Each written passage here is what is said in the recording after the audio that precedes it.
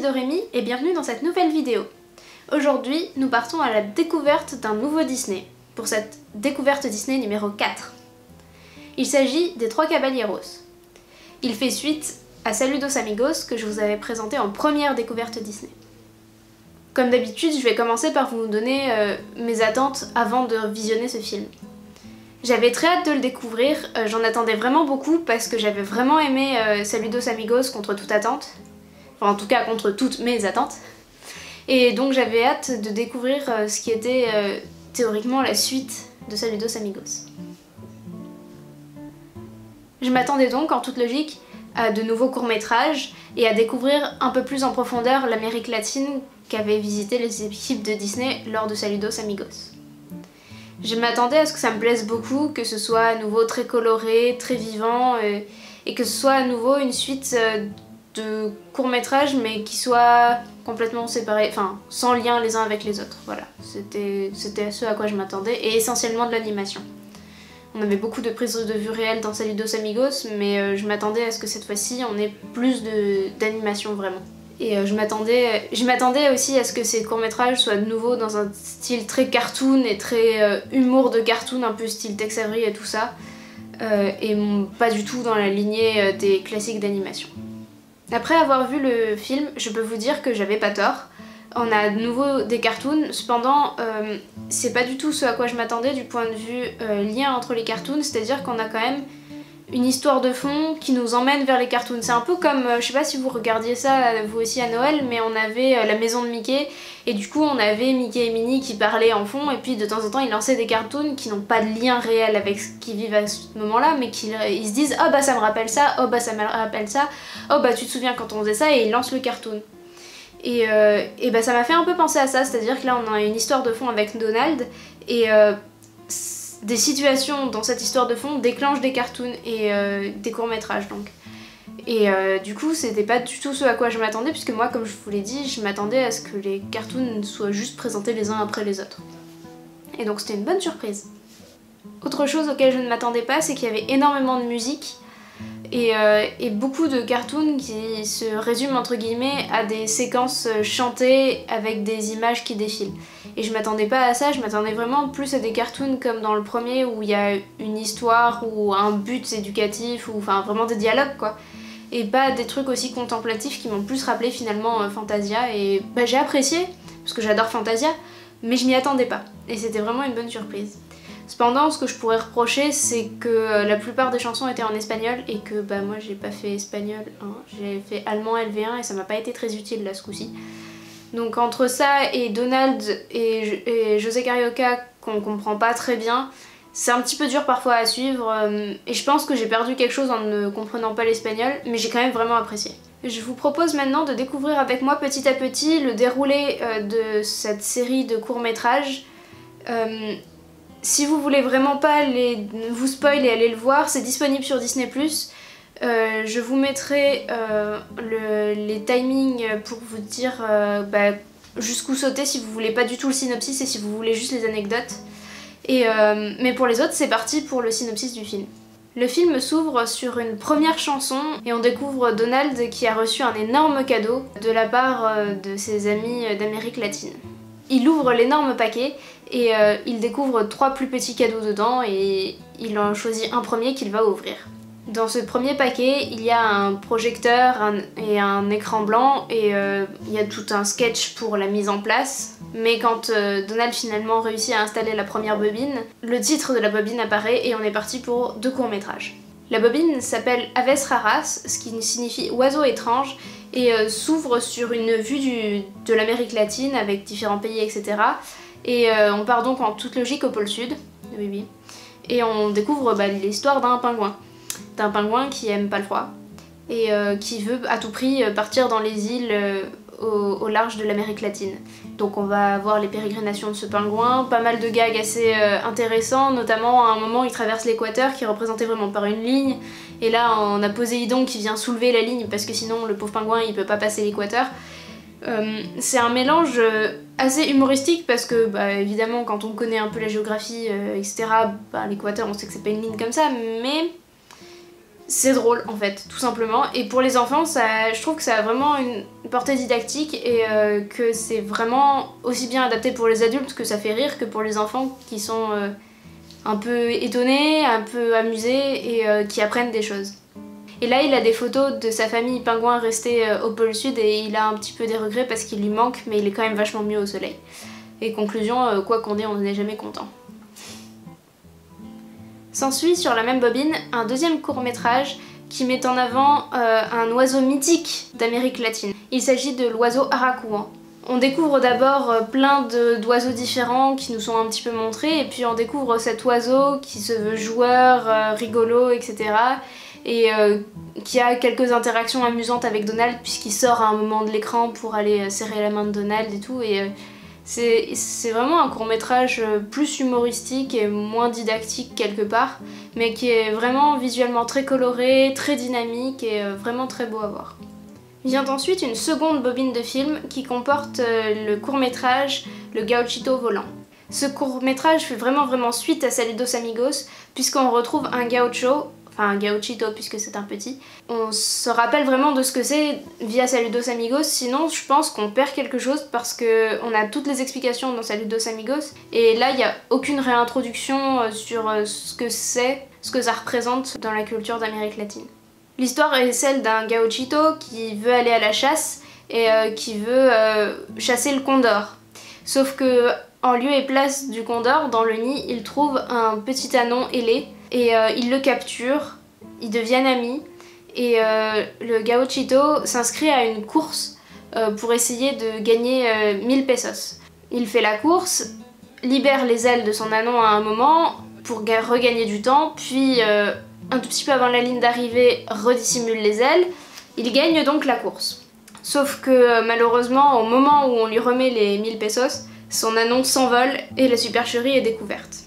Les personnages de ce court-métrage sont vraiment très attachants et ils sont d'ailleurs représentés, j'ai eu la chance de les croiser à la Fan Days Disneyland Paris et on peut encore les voir et ils sont quand même encore relativement connus. Donald ouvre alors son second cadeau et découvre un livre sur le Brésil d'où sort José Carioca. José Carioca est donc le personnage que l'on a découvert dans Saludos Amigos et qui est devenu ami avec Donald, et c'est entre autres de lui que provient l'énorme paquet reçu initialement. José demande à Donald s'il connaît Bahia, qui est une ville du Brésil, et Donald répond que non. José commence alors à chanter une ode à Bahia. Pendant cette chanson, on voit des aquarelles qui apparaissent et qui disparaissent, un petit peu comme si on avait un PowerPoint d'aquarelle. Oui, je sais, c'est tout à fait anachronique comme comparaison, mais en attendant, c'est l'effet que ça m'a fait. Suite à cette chanson, José emmène Donald dans son livre, donc il fait rétrécir Donald et il l'emmène à la découverte de Bahia. S'ensuit une séquence chantée en espagnol dans un univers qui mixe prise de vue réelle et dessin animé. Dans ce court-métrage, on a beaucoup plus d'animation que de prise de vue réelle, donc c'est vraiment les personnages réels qui sont dans un dessin animé. Parmi les personnages réels présents, on a Aurora Miranda qui est une chanteuse connue de l'époque et Donald tombe amoureux d'elle. À la fin du court-métrage, elle offre un baiser à Donald et s'ensuit une partie complètement psychédélique et assez abstraite avec des images de Donald assez déformées, etc. qui ne sont pas sans rappeler finalement la séquence des éléphants roses dans Dumbo. Et cette séquence est intitulée Le rêve de Donald. Suite à cela, José et Donald sortent du livre et s'ensuit une séquence assez amusante où ils doivent reprendre leur taille normale puisque Donald veut ouvrir le cadeau suivant mais il peut pas, il est trop petit, il peut pas rentrer dans le grand carton. Et du coup, José montre comment faut faire et c'est assez rigolo quand Donald essaie de le copier. Donald ouvre alors son troisième cadeau qui est une piñata et un nouveau personnage fait son apparition, il s'agit de Panchito. Lors de l'arrivée de Panchito, une nouvelle chanson commence et c'est une chanson assez célèbre puisque c'est Les Trois Caballeros et c'est la chanson qui a donné son nom au film. Cette séquence est très colorée, très amusante avec Donald qui essaie de copier les deux autres, etc. C'est vraiment rigolo et c'est très bien fait. C'est encore une séquence de chant en espagnol mais c'est vraiment, ça se regarde bien quoi. Ensuite, Panchito explique ce que c'est qu'une piñata à Donald qui ne connaît pas Et on en apprend plus sur cette tradition mexicaine, donc qui est une tradition de Noël.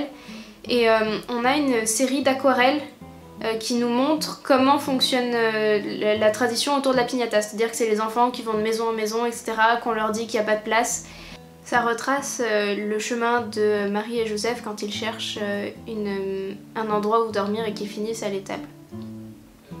Finalement, une des maisons finit par les accueillir et là les attend une piñata et ils doivent casser la piñata.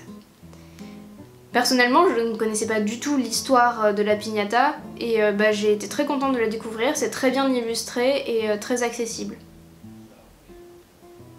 S'ensuit une séquence avec que des images en prise de vue réelle où Panchito explique la vie au Mexique, quelques éléments spécifiques, on voit notamment des bateaux comme j'en avais jamais vu avant, etc.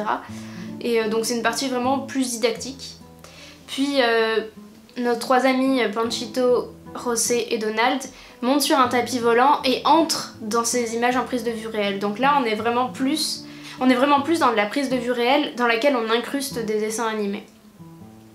Nos trois amis vont aller de tableau en tableau et de chanson en chanson. Il y a pas mal de séquences de danse notamment qui sont assez intéressantes parce que du coup on peut faire le parallèle avec la carioca de Saludos Amigos. Et la dernière scène de cette partie est une scène sur la plage où Donald drague de jeunes mexicaines en maillot de bain, ils font un jeu de colamaillard, etc. Et il finit par être repêché par les deux autres qui étaient restés sur leur tapis volant et il rentre à la maison de Donald. Mais sur le chemin du retour, Donald se retrouve pris dans une sorte de rêve, c'est encore assez surréaliste. On a une personne en prise de vue réelle d'abord qui danse et qui chante au milieu des cactus et Donald essaie de garder le rythme. Et après on a toute une séquence vraiment surréaliste qui mélange prise de vue réelle et dessin animé, avec plus de dessins animés pour le coup que de prise de vue réelle. Enfin, quand Donald et ses amis arrivent à la maison de Donald, dans la piñata, il y avait un espèce de taureau et Panchito fait une démonstration de tauromachi, donc de corrida quelque part. Et donc on le voit planter les banderilles, etc. C'est assez impressionnant parce que c'est à la fois cartoonesque et assez réaliste. Je trouve ça assez intéressant, mais c'est sûr que de nos jours ça fait peut-être un peu polémique. Suite à cette démonstration de force, le taureau qui était plein d'explosifs finit par une grosse explosion et un feu d'artifice qui nous affiche les mots fin. Nous allons maintenant parler d'anecdotes et de faits sur ce film. C'est le 7e long métrage de Disney et il est sorti en 1944, donc encore pendant la guerre. Le titre, Les Trois Caballeros, a été changé un petit peu au dernier moment et initialement le film devait s'appeler Surprise Package en référence au cadeau que reçoit Donald et dans lequel on découvre tous ses courts-métrages. Comme je vous l'ai dit, ce film est sorti pendant la guerre et il a été énormément ralenti par celle-ci pour deux raisons. D'abord parce que les animateurs avaient aussi beaucoup de travail pour des commandes d'animation pour le gouvernement. Ils ont fait pas mal de propagande et de courts-métrages à visée gouvernementale. Et d'autre part, Technicolor a mis énormément de temps à leur imprimer le film une fois que celui-ci a été fini parce que, encore une fois, ils avaient plus la main d'œuvre et que c'était très compliqué. Donc le film qui devait sortir juste après Saludos Amigos a mis quand même plus de 2 ans à sortir. Comme pour Saludos Amigos, la première mondiale n'a pas eu lieu aux États-Unis mais a eu lieu au Mexique. Et c'est suffisamment rare pour être relevé. Il est intéressant de voir que c'est le premier long métrage qui mêle réellement prise de vue réelle et dessin animé. On avait déjà eu des courts-métrages, notamment les Alice's Comedy, qui mêlaient vraiment les deux, mais c'était des courts-métrages. Et là, pour la première fois, on a vraiment un long-métrage où ce ne sont pas juste des séquences alternées comme dans Saludos Amigos. Dans Saludos Amigos, il n'y a pas de personnages incrustés. Là, non seulement il y en a, mais dans la séquence de danse au Mexique, plusieurs fois, on a vraiment des interactions entre les personnages. On a Donald qui attrape une serviette, par exemple, sur la plage, ou on a Donald qui danse vraiment avec la personne en lui tenant la main. Donc c'est vraiment techniquement assez impressionnant, surtout pour l'époque, et c'est des technologies qui ont été vraiment poussées pendant ce film et qui seront réutilisées et améliorées encore pour des films comme Mary Poppins. Le film a été extrêmement rentable parce qu'il a finalement coûté relativement peu, l'animation est facile entre guillemets, il y a très peu de personnages, les fonds sont extrêmement simples, Il y a beaucoup de parties en prise de vue réelle qui demandent finalement beaucoup moins de travail. Donc ce film a peu coûté et il a beaucoup rapporté parce qu'il a été bien reçu par le public malgré un accueil de la critique extrêmement froid. La critique a beaucoup dénoncé le côté lubrique de Donald sans du tout tenir compte du côté artistique de tout l'ensemble du film. Et moi, le côté de Donald ne m'a pas trop dérangé parce qu'il se fait jeter et que ça montre bien que c'est pas la façon dont il faut agir. Du coup, moi personnellement ça m'a pas gêné quand je l'ai vu, évidemment je l'ai noté parce que c'est quand même assez remarquable, mais ça ne m'a pas dérangé. Et le problème c'est que cet accueil très froid de la critique a empêché le film d'être nominé aux Oscars pour des vraies choses. Il a été nominé pour la prise de son et un autre, la meilleure musique je crois. Mais c'est vraiment des catégories anecdotiques. Mais assez daté et vraiment dans son époque, il n'a jamais été ressorti, seul le Cochito volant a été ressorti tout seul en 1955, mais il n'y a pas eu de ressortie du film et il est vraiment marqué par son époque. C'est pas un film qui pourrait ressortir aujourd'hui. Cependant, je vous conseille très vivement de le voir parce qu'il est vraiment très beau, il mêle énormément de technologie, énormément de sensibilités artistiques différentes aussi. On a vraiment des côtés abstraits, des côtés vraiment aquarelles, de la prise de vue réelle, de l'animation classique, du cartoon vraiment plus classique.